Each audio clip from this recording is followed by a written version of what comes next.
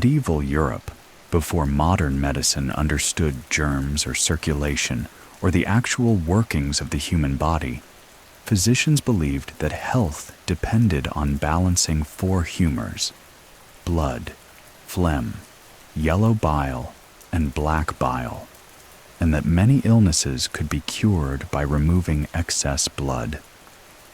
This created a thriving market for medicinal leeches, small aquatic worms that fed on blood with remarkable efficiency. Someone had to collect these leeches from marshes and ponds, and that someone had to be willing to wade into cold, murky water and allow the creatures to attach to their own skin, feeding until engorged, then carefully harvest them for sale to apothecaries and barber surgeons. It was uncomfortable work, cold and strange, but leech collectors developed a particular stoicism about it, finding rhythm in the routine, meditation in the waiting, and quiet satisfaction in providing an essential service that kept them fed and housed. Welcome to Yawnworthy Jobs for Sleep, where tonight we travel back to September 1447, to the marshlands of rural England, to follow a leech collector through a full day's work. This was a job that required patience above all, the ability to stand motionless in cold water while leech is attached, the tolerance for discomfort that came with the territory, the acceptance that this strange livelihood was simply what needed doing.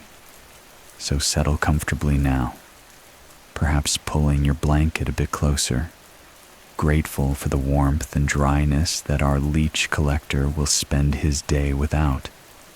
Let the rhythm of his patient work, the quiet of the marshlands, and the simple routines of medieval life guide you gently toward rest.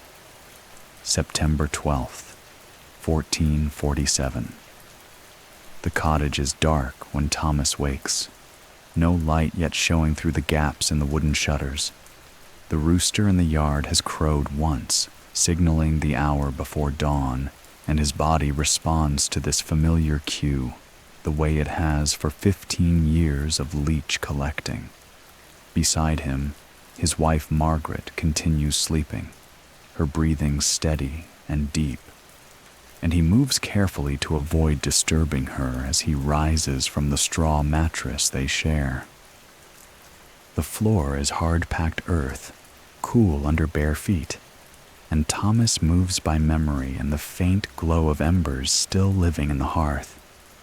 He stirs the fire, adding kindling and a small log, coaxing flame back to life for Margaret to use when she wakes to prepare the children's breakfast. The cottage consists of this single room, sleeping area, cooking area, and living space all together, with a small lean-to attached for the cow and chickens. It's modest but sound, the thatch roof recently repaired, the walls solid wattle and daub that keep out most of the weather.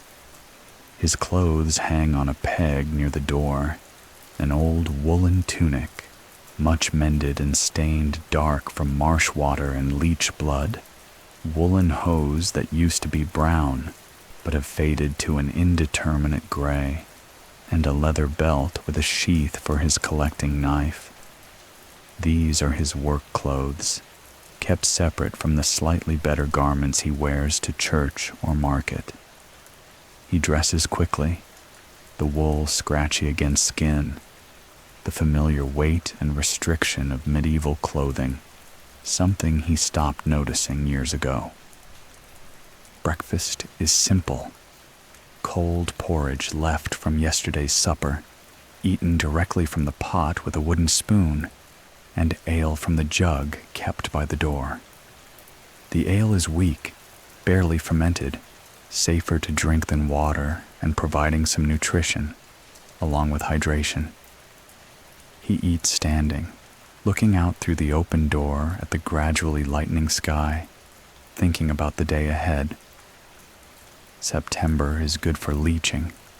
The water is still warm enough from summer, but the leeches are fattening themselves for winter, active and abundant. The harvest has been gathered, meaning the marshes are quieter, fewer people around to disturb the collecting. On the small shelf near the hearth sits a carved wooden bird, no longer than his thumb, wings spread as if in flight. His daughter Alice made it last winter, working carefully with his collecting knife while he guided her hands, showing her how to follow the grain of the wood, how to make small cuts that revealed the shape hidden inside. She's 7 now, old enough to be learning useful skills from her mother, but she still finds time to carve small things, leaving them around the cottage like gifts. Thomas picks up the bird and tucks it into the small leather pouch on his belt, a habit he's developed over the months since she made it. Having it with him during the day's work feels like carrying a small piece of home into the marsh. His collecting equipment waits by the door, assembled the night before. A woven willow basket with a tight-fitting lid, lined with damp moss to keep leeches alive during transport. His scraping knife, a small blade with a wooden handle worn smooth from years of use. Several cloth bags for sorting different sizes of leeches, and a stout walking staff cut from ash wood, essential for keeping balance in the uncertain footing in the marsh. Everything is checked with the automatic thoroughness of long practice. Basket sound, knife sharp, bags clean. The walk to the marsh takes nearly an hour, following a path that winds through the village and out into the common lands beyond. At this hour, the village is just beginning to wake. Smoke rising from a few chimneys, a dog barking somewhere, the sound of someone drawing water from the well. Thomas nods to John the baker, already at work preparing the day's bread, heat from the oven warming the street. They exchange no words, both men occupied with their morning tasks, the greeting accomplished through eye contact and a slight raise of the hand. Beyond the village, the path crosses harvested fields where stubble remains from the cut grain, then enters rougher country where cultivation gives way to scrub and wetland. This is marginal land, too wet for farming, good for nothing except grazing a few geese and collecting leeches. The path becomes less defined, dividing into multiple tracks that all lead generally toward the marshes, and Thomas follows the route he's walked countless times, his feet finding the way automatically. The marsh announces itself through sound and smell before it becomes fully visible. The calls of water birds, the croaking of frogs, the particular scent of stagnant water and decaying vegetation, not unpleasant exactly, but distinct, organic, alive. The morning mist sits thick over the water, making the marsh look mysterious, almost enchanted in the early light. Reeds grow tall at the margins, cattails showing their brown seed heads, and the open water beyond reflects the gradually brightening sky. Thomas pauses at the marsh edge, setting down his equipment, taking a moment to assess conditions. The water level is good, not too high from rain, not too low from drought, and the temperature feels moderate, meaning the leeches should be active.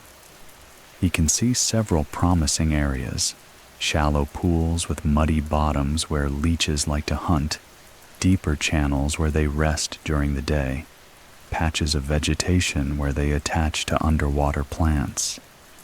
15 years of collecting has taught him to read the marsh, to recognize the subtle signs that indicate where leeches are likely to be abundant.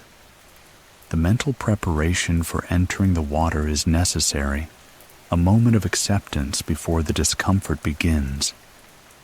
The water will be cold, not dangerously so, but cold enough to make the body protest, to require conscious will to step in and stay in.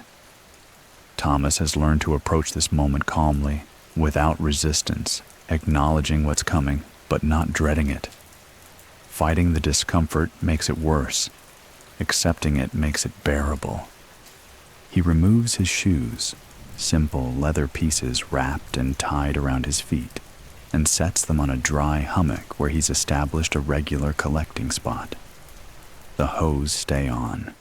They'll get wet regardless, and wool retains some warmth even when soaked. The tunic gets tucked up and secured in his belt, keeping it mostly dry. Bare legs are easier for leech collection anyway, making it simpler to see and remove the creatures, though it also means they sometimes attach higher than preferred. The first step into the water brings the shock of cold, the involuntary gasp as the body registers the temperature. Thomas stands still, allowing his legs to adjust, breathing steadily until the initial shock passes and the cold becomes merely uncomfortable rather than actively painful. This is perhaps the worst moment, the transition from dry warmth to wet cold, and getting through it cleanly, without hesitation, sets the tone for the day. He wades deeper, the water rising to mid-calf, then knee-height, the mud bottom soft and uncertain underfoot.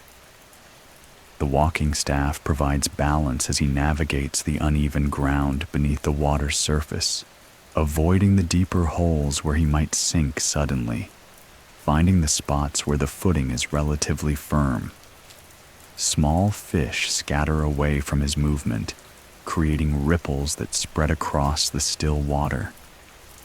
A heron, hunting at the far edge of the marsh, lifts its head to watch him briefly before returning its attention to fishing.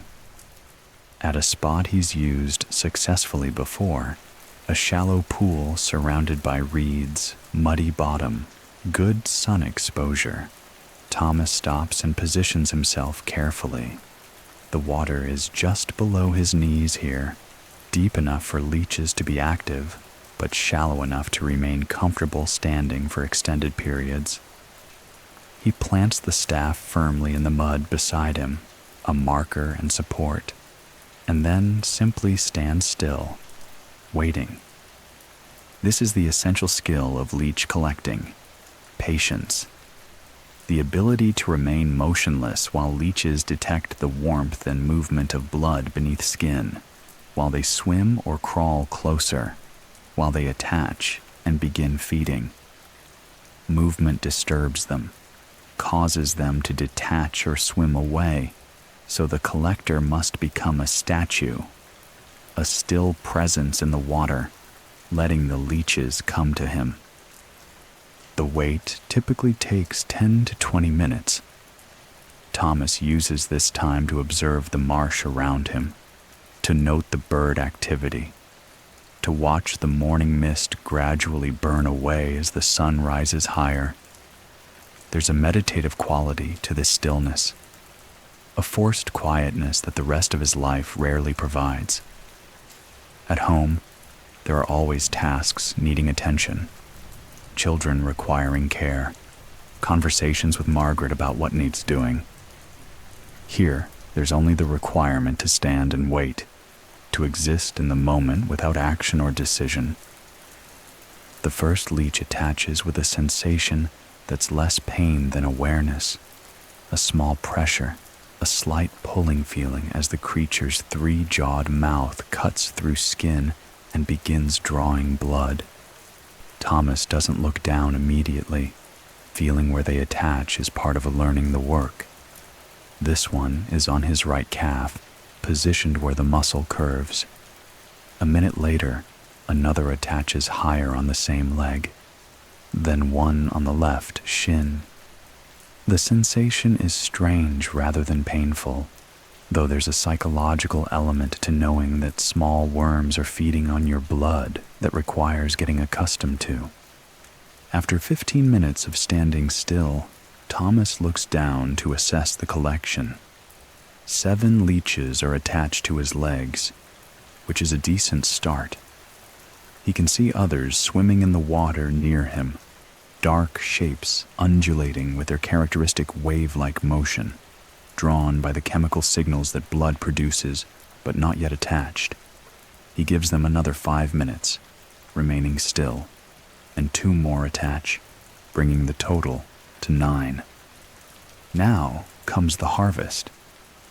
Thomas reaches into his belt pouch for his scraping knife, feeling the small wooden bird as he does so, a momentary touch of home before beginning the work.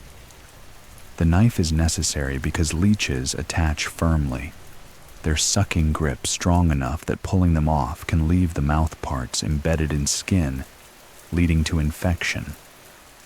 The proper technique is to slide the knife blade gently under the anterior sucker, breaking the seal, then do the same for the posterior sucker. The leech releases and can be lifted away cleanly.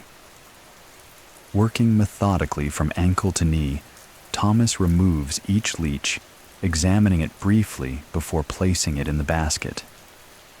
Medicinal leeches, the kind physicians want, are dark greenish-brown with stripes, growing to 2 or 3 inches when not engorged.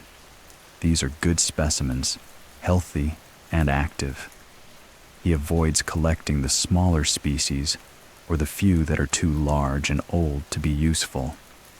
Each leech goes into the basket, which already contains moss dampened from the morning dew to keep them comfortable during the day's collecting. The leech bites continue bleeding after the creatures are removed, thin streams of blood running down his legs and mixing with the marsh water. This is normal, even expected. Leech saliva contains an anticoagulant that prevents blood from clotting, allowing them to feed efficiently, but also causing the wounds to bleed for an hour or more after feeding stops. Thomas learned long ago not to worry about this bleeding. It looks worse than it is, and the body replaces the small amount of blood lost easily enough. With the first collection complete, Thomas moves to a different spot, giving the area he just harvested time to rest while he works another section. The walking staff helps him navigate across the marsh, testing depth before committing his weight, providing balance on the uncertain footing. The sun is fully up now, burning off the last of the mist, warming his shoulders, even as his legs remain cold in the water. The marsh is beautiful in this morning light, alive with movement and sound, a rich ecosystem that most people avoid, but Thomas has come to know intimately. At the new location, he repeats the process, standing still, waiting for leeches to attach, harvesting them after sufficient time, moving on. The rhythm becomes almost automatic, a cycle that fills the morning hours with patient, uncomfortable work that produces the basket full of leeches that will become his payment, his livelihood, his family's sustenance. By mid-morning, Thomas has worked 3 different locations, and his basket contains perhaps 40 leeches, a solid start to the day, but not yet enough to make the effort worthwhile. The cold of the water has progressed from acute discomfort to a dull, constant presence in his awareness, his legs numb below the knees, the sensation of walking on feet he can barely feel. Strange but familiar. This is simply how leech collecting feels after a few hours. The body adjusts, accepts the conditions, continues functioning despite the protest. The marsh is livelier now with the sun higher. Dragonflies hover and dart, their iridescent bodies catching the light. A family of ducks paddles past, the ducklings following their mother in a neat line. Small water beetles write patterns on the surface tension. Thomas watches all of this during his waiting periods, finding entertainment in the marsh's small dramas, the constant cycle of creatures eating and being eaten, living out their brief lives in this wetland. Standing still in the water at the fourth location of the morning, Thomas feels leeches attaching in the familiar sequence. First one on the calf, then another on the ankle, a third on the shin. He counts without looking, recognizing the sensations. The psychological discomfort of knowing they're feeding never entirely disappears. There remains something fundamentally unsettling about deliberately allowing worms to drink your blood. But experience has taught him to observe the feeling without reacting to it, to acknowledge the strangeness while not letting it disturb the necessary stillness. 12 leeches attach during this session, which is excellent. September mornings like this, when conditions are perfect, can produce remarkable harvests. Thomas removes them with practiced efficiency, the knife work automatic after so many repetitions. The basket is noticeably heavier now, perhaps 60 leeches total, their weight shifting as they move within the moss-lined container. This is becoming a good day, the kind that makes the discomfort worthwhile. That will mean decent payment from the apothecary. Around mid-morning, Thomas wades to a dry hummock where he's left a small cloth bundle containing his midday meal, bread, hard cheese, and an apple. The act of leaving the water brings mixed sensations, relief from the constant cold, but also the new discomfort of air on wet skin, the chill that comes from evaporation, the strange, half-numb feeling of legs that have been immersed for hours. He sits heavily on the relatively dry ground, grateful for the rest, even though sitting on wet clothes in wet hose is its own kind of uncomfortable. The bread is dark and dense, made from mixed grains, the kind that fills the belly and provides substance for heavy work. Thomas eats slowly, not from any sense of leisure, but because rushing makes no sense. The leeches will attach at their own pace, regardless of how quickly he finishes his meal. The cheese is sharp and salty, preserved with salt to last through seasons without refrigeration. The apple is from their own small tree, not quite ripe yet, but good enough to eat, tart and crisp. These simple foods taste better here, earned through morning hours of uncomfortable work, appreciated more fully than they might be at home. While eating, Thomas checks his legs more carefully than he does during active collecting. The leech bites are scattered from ankles to mid-thigh, small red marks that continue seeping blood in thin lines. Some collectors worry about the bleeding, fear that they're losing too much blood, but Thomas has learned through experience that the amount is negligible. A healthy body produces far more blood than a day's worth of leech feeding removes. The wounds themselves are clean, the anticoagulant in leech saliva actually helping prevent infection, though he'll wash properly at day's end. A few leeches have attached in less convenient places, one behind his knee, one on the inside of his thigh, that he missed during the morning's harvesting. He removes these now, not bothering to keep them since they weren't attached long enough to be useful for medical purposes. Physicians want leeches that are hungry, ready to feed on patients, not leeches that have already eaten recently. These half-fed ones go back into the marsh, released to digest their meal and be available for collection another day. The rest period lasts perhaps 20 minutes, long enough for his legs to warm slightly in the sun, for his body to process the food and water, for his mind to rest from the concentration that standing still requires. Thomas touches the wooden bird in his pouch, a small ritual that's become habit, then prepares to return to the water. The second entry is always harder than the first. The body knows now what's coming, protests more vigorously, requires more deliberate will to overcome the resistance. But Thomas stands, picks up his basket and staff, and wades back into the marsh. The cold is just as shocking the second time, the numbing just as uncomfortable, but he's committed now to filling the basket, to making this day count, to bringing home enough payment to justify the hours of discomfort. This is the bargain he's made with this work. Accept the cold and strange sensations, provide the patience and stillness required, and receive in return the coins and goods that feed his family.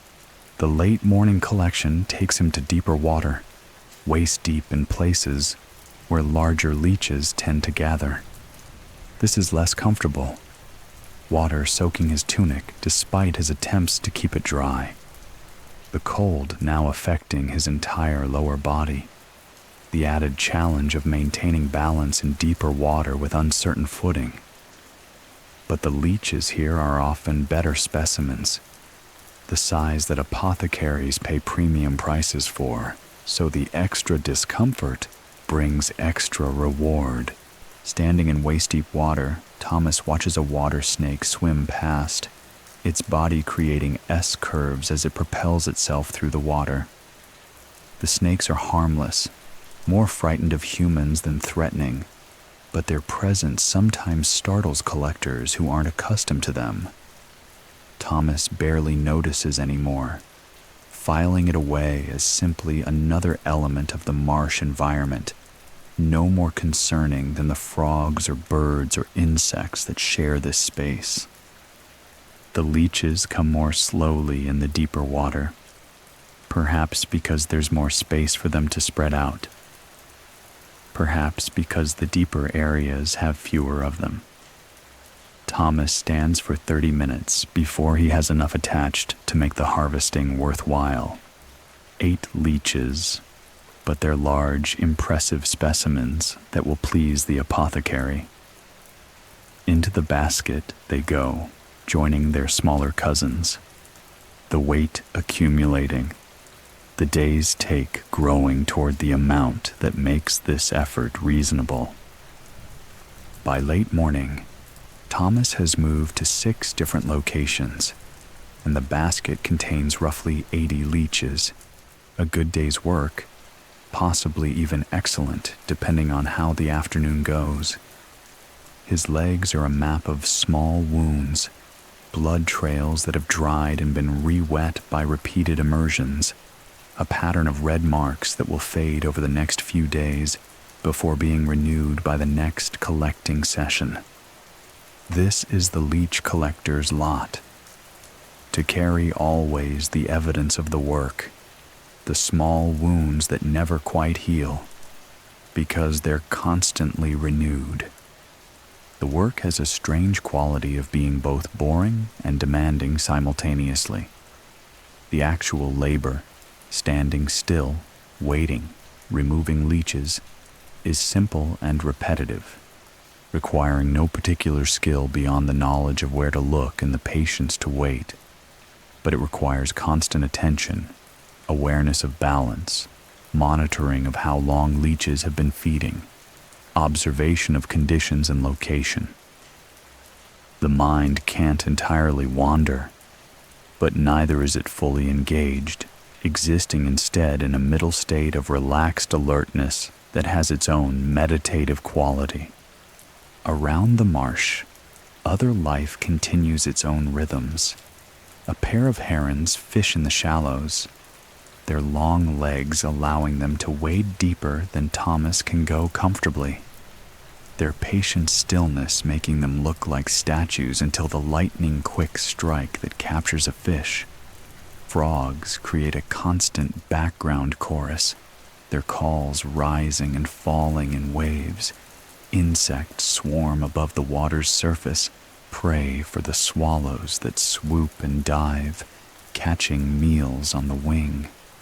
Thomas exists as part of this ecosystem, another creature making use of the marsh's abundance, taking his small share while leaving enough for tomorrow. The wooden bird comes out of his pouch during one of the waiting periods, and Thomas holds it in his palm, looking at the careful cuts Alice made, the slight roughness where her hand wasn't quite strong enough to make clean cuts, the personality she somehow managed to give to something so small. She wanted to make a swan, she'd said, because they sometimes appear in the marsh and are beautiful. Whether this actually looks like a swan is debatable, but the intent is clear and the effort and care are evident. He tucks it back into the pouch, safe and dry, ready to show her when he returns home tonight. The morning's collection is nearly complete. Thomas makes one more circuit to a location he hasn't worked yet today, stands for the familiar 15 minutes while leeches attach, 9 this time, harvests them, and decides that's sufficient for the morning session. The basket is satisfyingly heavy, containing perhaps 90 leeches, and continuing much longer would mean staying so late that the afternoon collection would be shortened. Better to take a proper break now. Let his body warm and dry somewhat, then return for an afternoon session. The walk out of the marsh feels longer than the walk in, the wet clothes heavy and chafing, his legs tired from hours of standing in cold water, the basket's weight pulling at his arm. But there's satisfaction in the wait, in knowing the morning was productive, that the discomfort produced tangible results. On a dry bank at the marsh edge, Thomas sits in the sun, opens the basket briefly to check that the leeches are healthy and active. They are, and allows himself to simply rest, soaking in warmth, letting the simple pleasure of not being in cold water wash over him like a gift. The midday period offers a choice: rest longer and accept a shorter afternoon collection, or rest briefly and maximize the day's total harvest. Thomas, looking at the sun's position and calculating the hours remaining until he needs to start the walk home, decides on a middle path. An hour's rest for his body to recover somewhat, then 3 more hours of collecting before beginning the journey back to the village. During the rest, he tends to practical matters. The leech bites have stopped bleeding during the time out of water, and he uses a cloth dampened in cleaner water from a small stream that feeds the marsh to wipe away the dried blood, cleaning his legs properly. The wounds themselves are small, hardly noticeable except in their abundance, dozens of tiny marks scattered across both legs. None show signs of infection, which is good. Leech saliva actually contains antibacterial properties, though Thomas doesn't know this. He simply knows from experience that leech bites rarely become infected if given minimal care. His wet clothes are a problem. The wool hose have soaked through completely, heavy and cold, and continuing to wear them means enduring that discomfort all afternoon. Some collectors bring spare hose to change into during midday breaks, but Thomas finds that any hose will just get wet again during the afternoon session, making the extra weight to carry not worth the benefit. Instead, he wrings out as much water as possible, then hangs the hose on a bush to dry slightly in the sun while he rests in his braise, the loose linen undergarment that all men wear. It's not entirely proper to be in such a state of undress, even here in the remote marsh, but there's no one to see, and the sun on his bare legs helps warm them.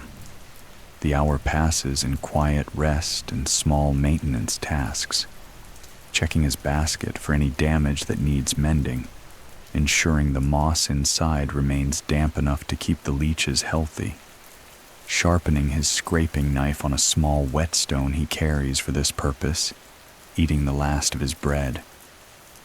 The marsh around him is quieter at midday, many creatures resting during the heat, waiting for the cooler evening hours to resume activity. Even the frogs have reduced their calling, creating a stillness that's almost eerie after the morning's constant sound. Around noon, Thomas sees another figure across the marsh. William, a fellow leech collector who works the western section of these wetlands. They've developed an informal territory division over the years, each man knowing roughly where the other prefers to work, avoiding conflict through mutual respect and recognition that the marsh is large enough for multiple collectors if they're sensible about it. William raises a hand in greeting, and Thomas returns the gesture. No need for conversation across the distance.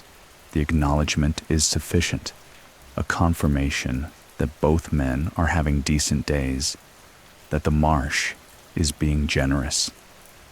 The relationship between collectors is complicated. There's competition for the resource, but also shared understanding of the work's peculiar challenges, mutual respect for the tolerance and patience it requires. They occasionally share information about particularly productive locations or seasonal patterns, though each man guards his best spots with polite secrecy. It's a balance, like much in medieval village life, between competition and cooperation, individual interest and communal benefit. When the rest period ends and Thomas pulls his hose back on, still damp despite the hour in the sun, but slightly warmer, the afternoon session begins with renewed purpose. The morning proved the day can be productive. The afternoon will determine whether it becomes exceptional. He wades back into water that feels, if anything, colder than the morning, despite the higher temperature, the shock renewed after an hour of warmth. The afternoon locations are chosen with strategy developed over years of experience. Early afternoon, when the sun is highest, the shallower areas are best. The water warms slightly. The leeches are more active in the warmth. Later afternoon, as things begin cooling, the deeper pools where temperature remains more constant become more productive. Thomas follows this pattern, starting in shin-deep water where the sun has warmed the top layers. The collection rhythm resumes. Wade to location. Stand still. Wait for attachment. Harvest. Move to the next spot. The repetition that made the morning meditative continues. The pattern so familiar now that his mind can wander while his body performs the work automatically. He thinks about autumn approaching, the colder months when marsh collecting becomes truly miserable. Ice forming at the edges, the water cold enough to be dangerous to stand in for long periods. Winter means fewer collecting days, less income, the necessity of stretching resources and taking other work where it can be found. He thinks about Alice and her two younger siblings, about their needs and growth, about the small ways he can provide small pleasures within the constraints of their life. The wooden bird represents that, his willingness to spend winter evenings teaching her to carve, providing wood and time and patience, helping her create something that serves no practical purpose but brings her joy.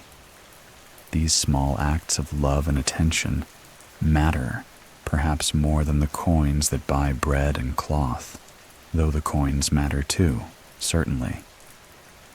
A particularly large leech attaches to his thigh. and Thomas examines it carefully during the waiting period. This is an impressive specimen, nearly 4 inches long unstretched, dark with clear striping, exactly what physicians most want for bloodletting procedures. The apothecary will pay extra for leeches like this, maybe double the standard rate. It goes into a separate cloth bag he keeps for premium specimens, kept apart from the regular collection, worth noting specifically when negotiating payment. The afternoon proceeds with good results. The leeches are active, the weather holds clear and warm, and Thomas's tolerance for the cold water remains intact despite hours of exposure. The basket grows heavier with each collection session, and by mid-afternoon, he estimates he has perhaps 140 leeches total, including several more premium specimens. This is shaping into an excellent day, the kind that makes the work feel worthwhile, that justifies the discomfort and strange nature of the job. Around 2 o'clock, Thomas notices storm clouds building to the west, dark and heavy with rain. The wind shifts, bringing cooler air, and he makes the decision to do one final collection session before beginning the walk home. Working in rain is possible but unpleasant, and getting caught in a storm while still far from the village means arriving home soaked and cold, risking illness. Better to end the day slightly early, but with a good harvest, than to push too far and pay the price. The final location is one of his most reliable spots, a shallow pool surrounded by reeds where leeches consistently gather in good numbers. Thomas stands for 20 minutes, feels 13 leeches attach, an excellent final session, and harvests them with care, placing them in the basket with satisfaction. The day's work is complete. 153 leeches, several of them premium size, collected through 6 hours of patient, uncomfortable work in cold marsh water. Leaving the water for the final time brings profound relief. Thomas's legs are numb, his body tired, and the prospect of walking home in wet clothes is not appealing, but the day's work is done well, and the payment will be good. He takes a moment to organize his equipment. Basket sealed properly to prevent leech escape, knife cleaned and sheathed, staff secured for the walk. His legs show the day's evidence. Dozens of small wounds, some still seeping slightly, creating a map of red marks from ankles to thighs. Before beginning the walk home, Thomas tends to one final piece of maintenance, checking his body thoroughly for any leeches that might have attached in hidden places and not been removed. This is necessary caution. Leeches sometimes attach in areas the collector can't easily see or feel while working, and finding 1 hour later, engorged and difficult to remove, is an unpleasant surprise. He checks carefully, finds 2 small ones behind his knees that he missed earlier, removes them, and confirms he's clean.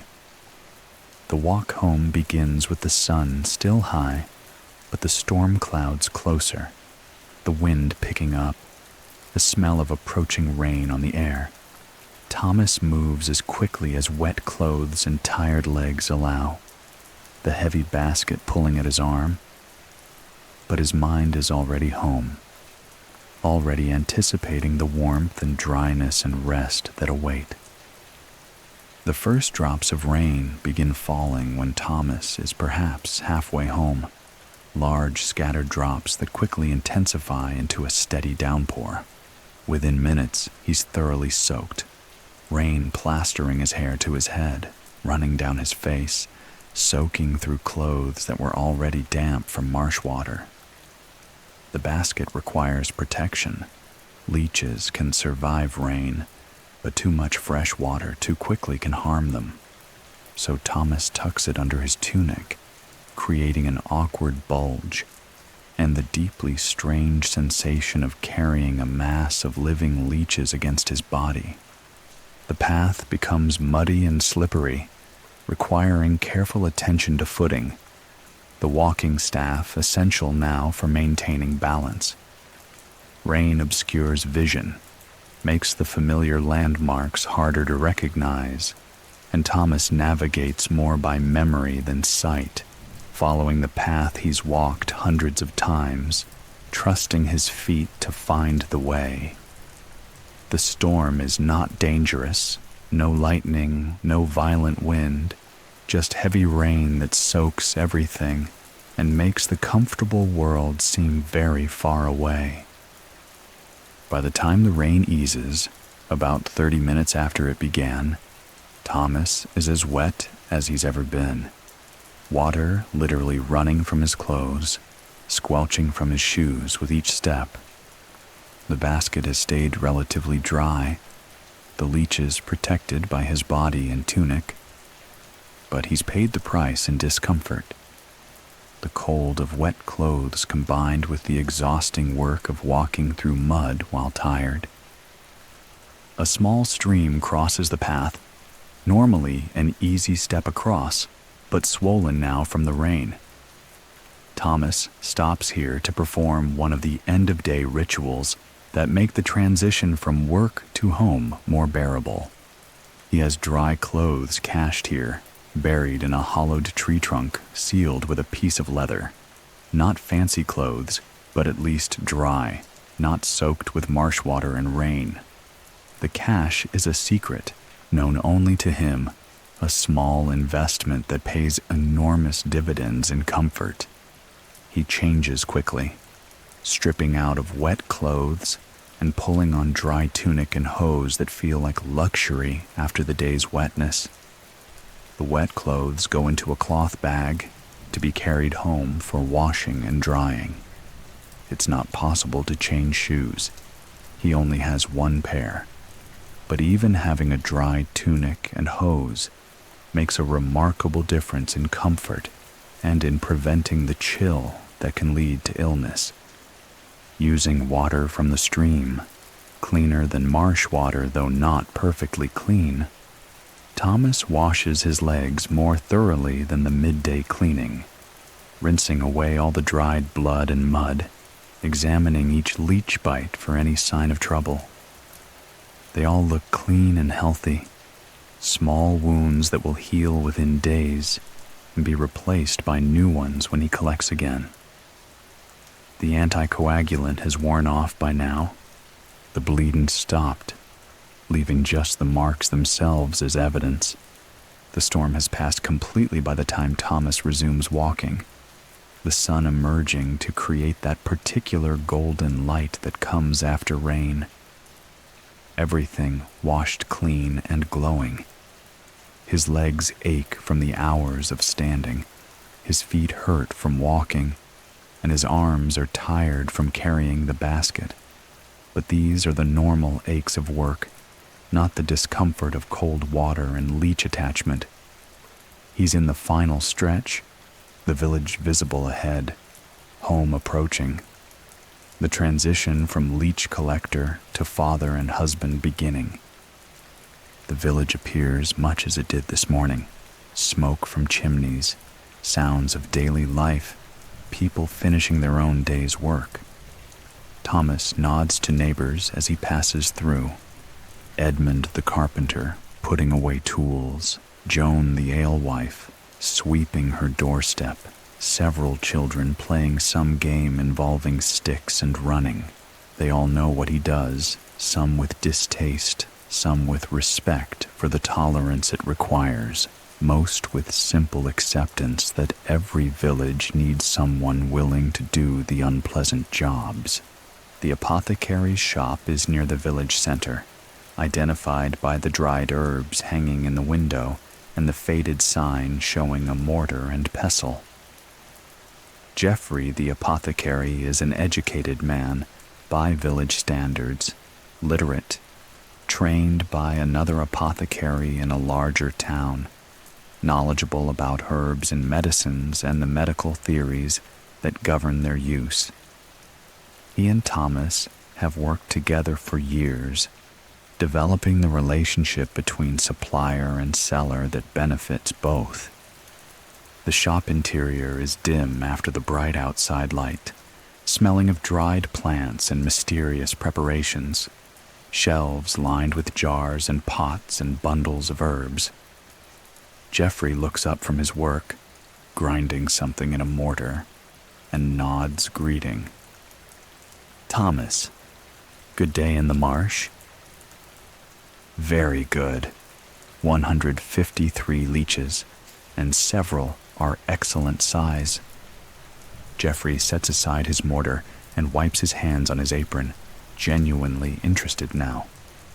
Good catches merit good payment, and the apothecary's business depends on reliable supply. "Let me see them."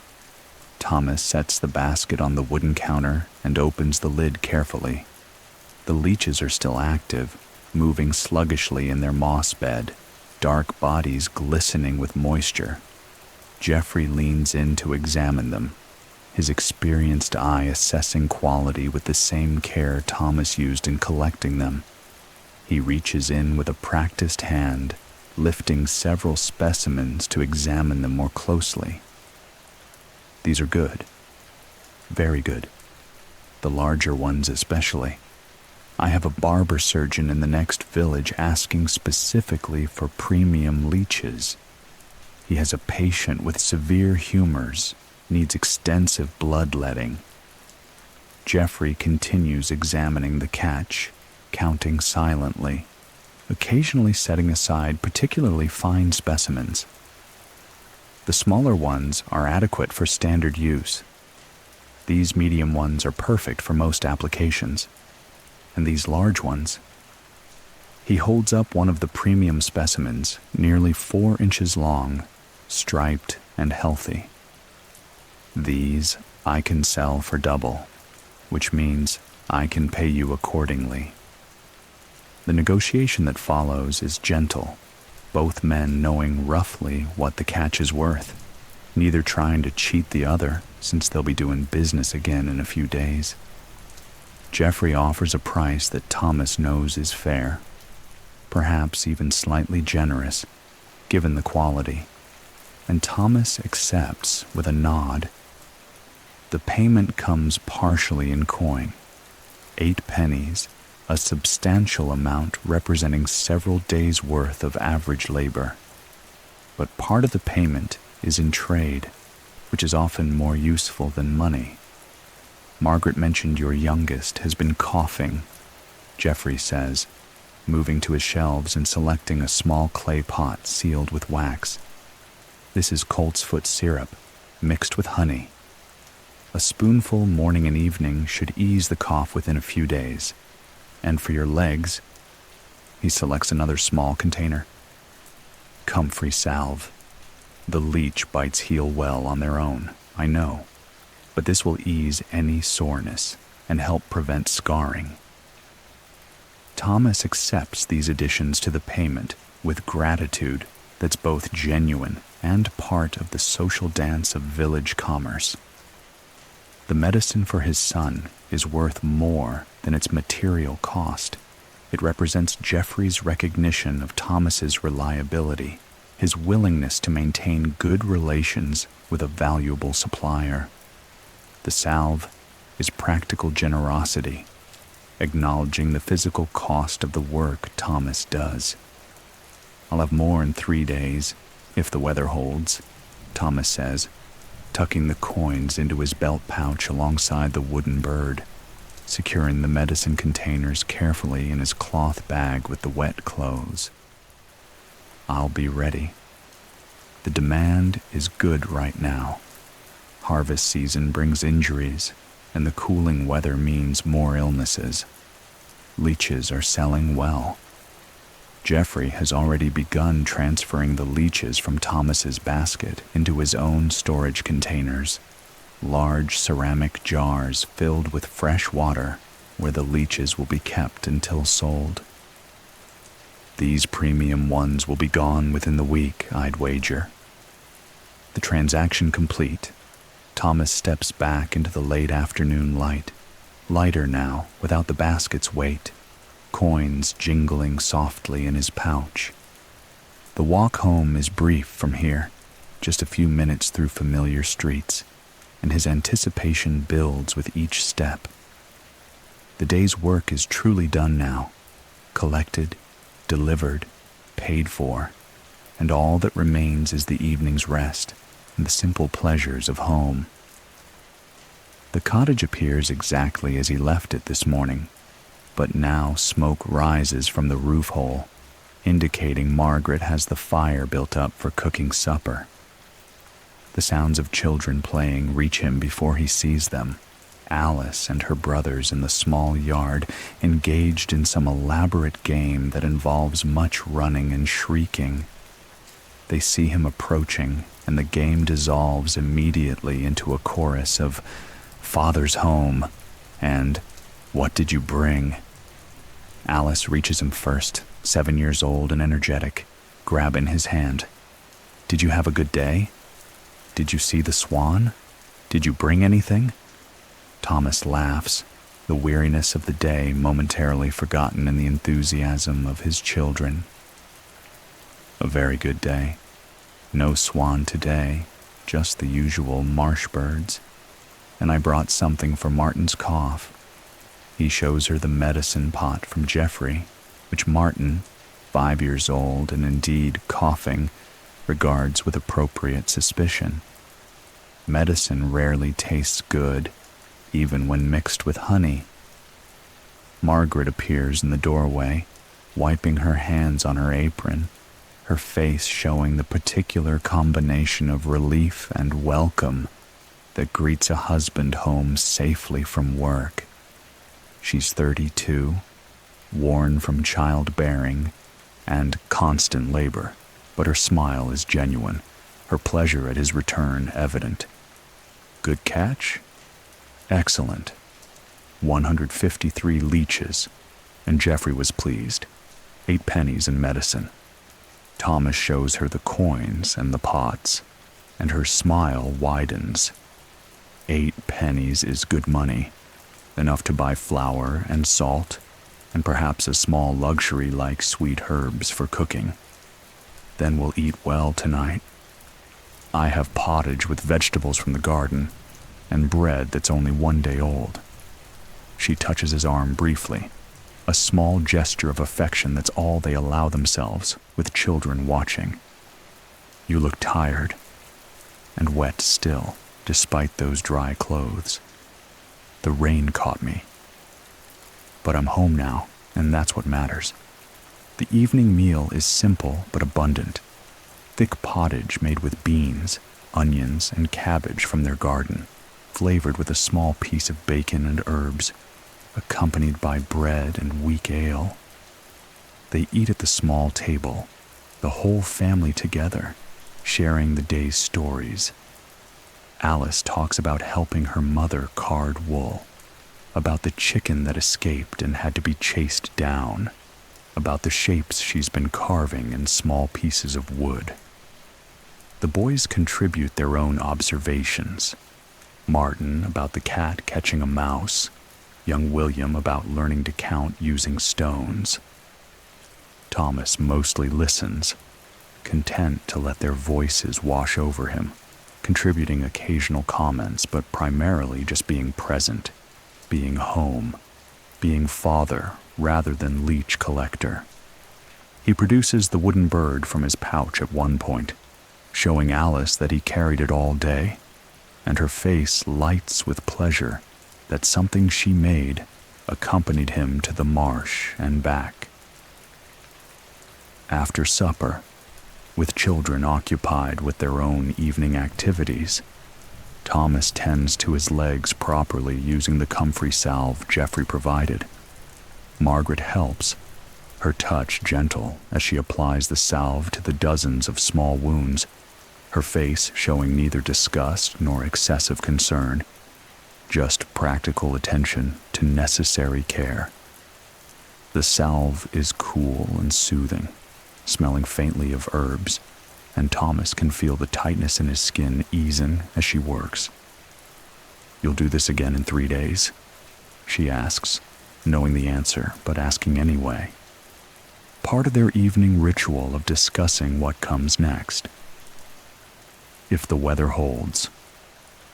Jeffrey says demand is good, and I can't let the best weeks of September pass without taking advantage. A few more good days like today, and we'll be well positioned for winter. She nods, understanding the calculation that governs their life. Work as much as possible during the productive seasons. Store away coins and goods. Prepare for winter, when work becomes scarce and expensive. It's not a comfortable life, but it's stable, and stability is not to be undervalued in a world where many have less. With darkness falling, the family settles into evening routine. Thomas sharpens his collecting knife on the whetstone, preparing for the next collection day, while Margaret spins wool by firelight, the steady rhythm of the spindle, a soothing sound.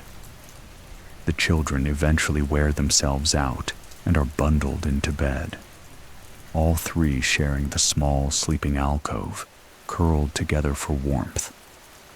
Alice falls asleep clutching a carved wooden bird, not the one Thomas carries, but an earlier version she made, less skilled but still treasured.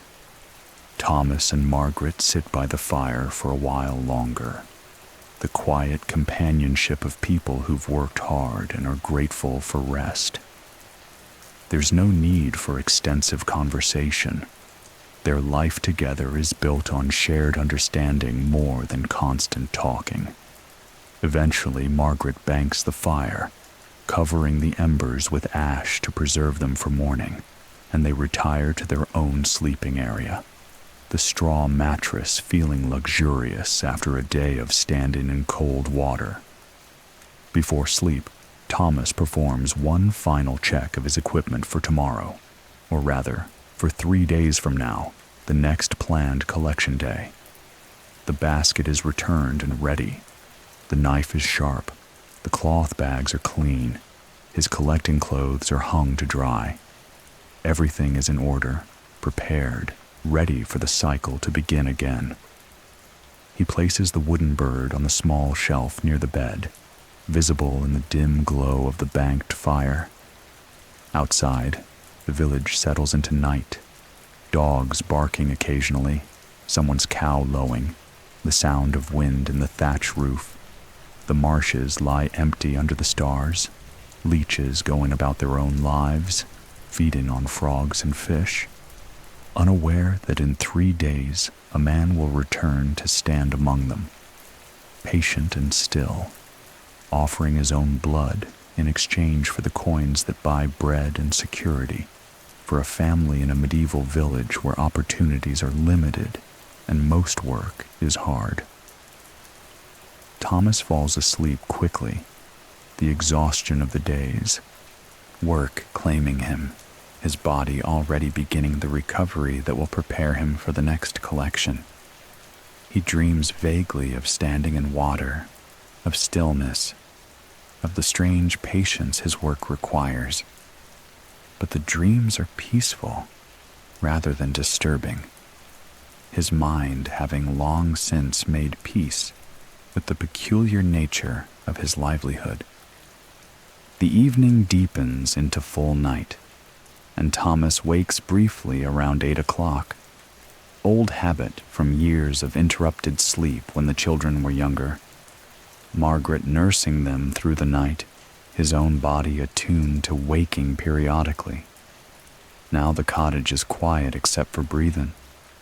Margaret beside him, children in their alcove, the normal sounds of family sleeping. He lies still for a moment, reluctant to disturb the peace, but his bladder requires attention, and his legs ache in a way that makes lying still uncomfortable. Rising carefully to avoid waking Margaret, Thomas makes his way to the door in near complete darkness. navigating by memory and the faint glow from the banked fire. Outside, the night air is cool and clear after the afternoon's rain, the sky showing stars between scattered clouds. The village is mostly dark, just a few distant lights from homes where others remain awake for their own reasons. Thomas relieves himself in the small latrine behind the cottage, then stands for a moment in the darkness, letting his eyes adjust, simply being alone in the quiet night. The ache in his legs is deep and persistent, the accumulated effect of 6 hours standing in cold water, the minor trauma of dozens of leech bites, the long walk home. He knows from experience this will be worse tomorrow. The day after collecting is always the day when soreness peaks, and better, the day after that, the body recovering in time for the next collection session.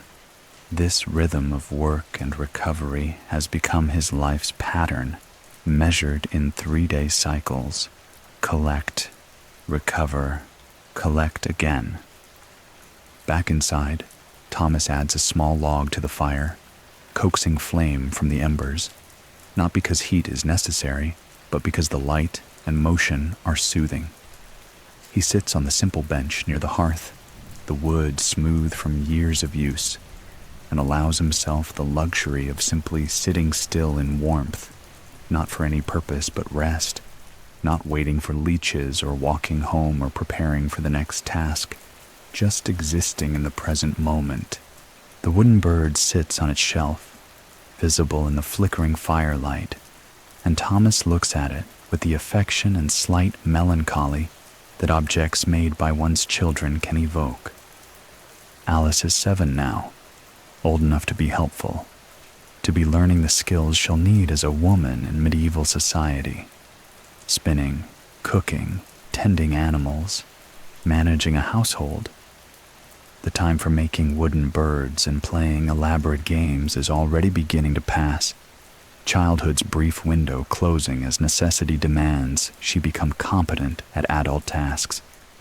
Soon enough, she'll be 10, 12, 14, marriageable age, leaving to join another household, create her own family.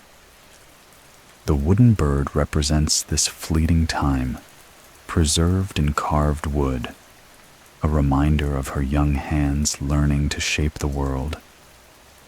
Thomas's own childhood seems impossibly distant, though he's only 33. He was the youngest of 4 children, his father a day laborer who took whatever work was available, his mother dying when Thomas was 8 from a fever that the local healer couldn't cure despite leeching and herbs and prayers. He learned leech collecting from old Harold, a man now 20 years dead, who took Thomas as an informal apprentice when he was 13 and showed him the marshes, the techniques, the patience required. Harold had no children of his own, and Thomas provided help in his old age in exchange for learning a trade that, while unpleasant, provided steady income. The memory of learning to leech collect includes Harold's gravelly voice explaining the work. It's not the cold that beats you or the leeches, you get used to both. It's the boredom, the standing still, the patience required.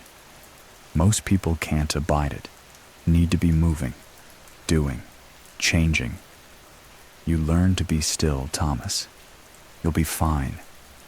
You don't learn that, you'll never last. Thomas learned it, obviously, though he's never been sure if he naturally possessed the patience or developed it from necessity. Either way, 15 years later, he can stand motionless in cold water for 20 minutes without difficulty, his mind occupied with observation and quiet thought, the stillness having become almost meditative. There are worse trades. Blacksmithing breaks the body with heat and heavy labor.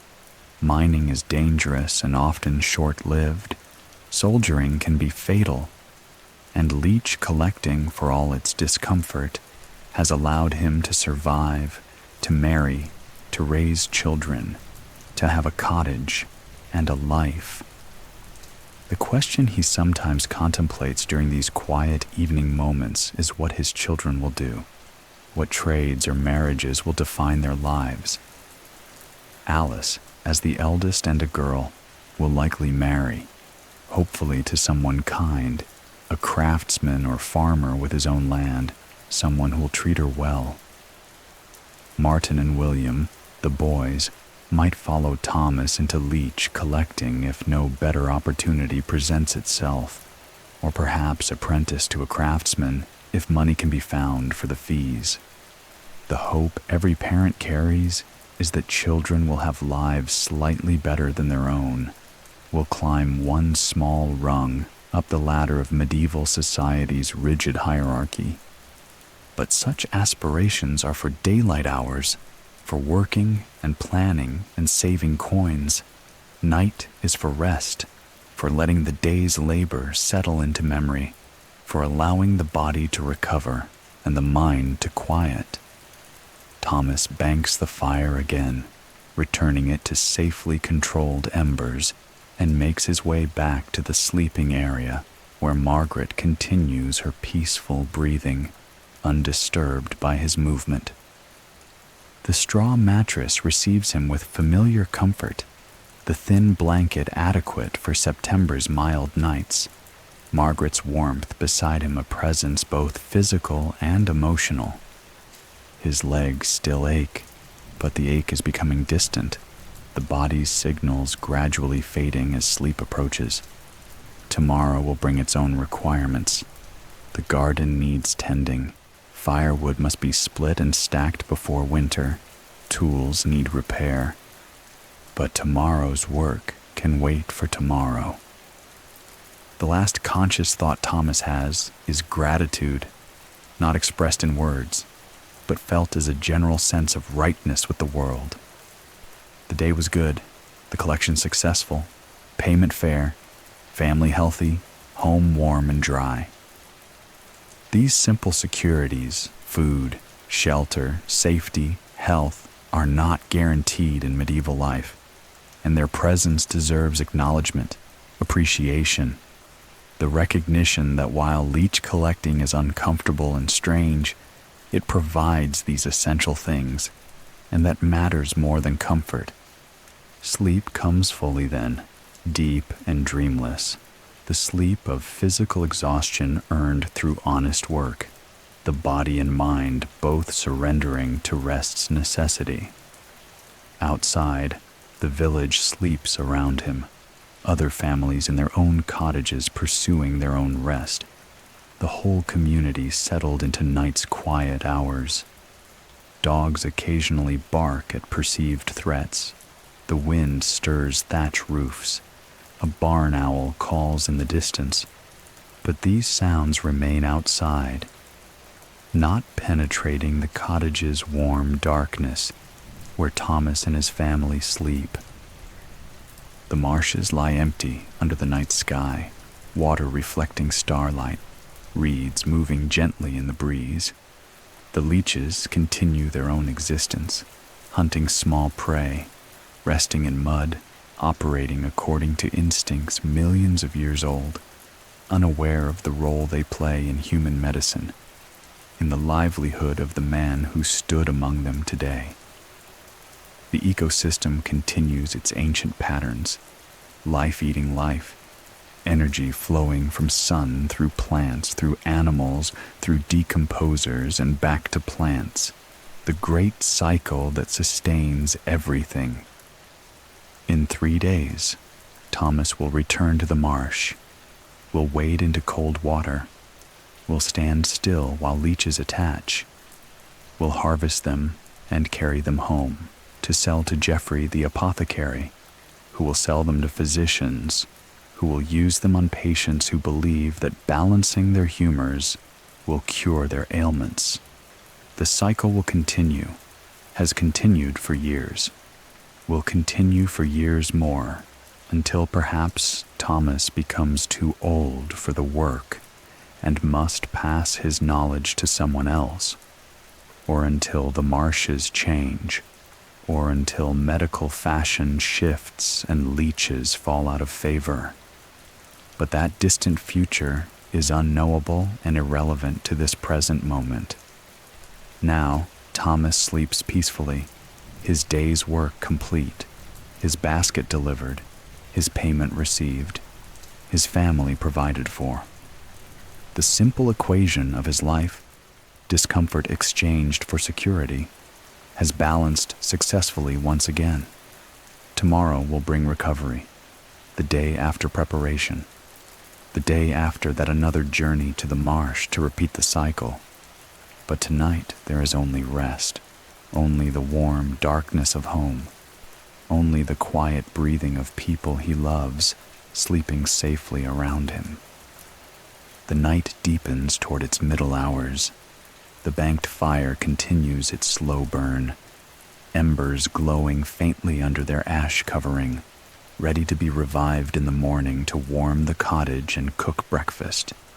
The wooden bird sits motionless on its shelf, wings spread in perpetual flight, carved by a 7-year-old's careful hands, carried to the marsh and back, a talisman of love and connection between father and daughter, between work and home, between the cold discomfort of standing in marsh water and the warm comfort of family.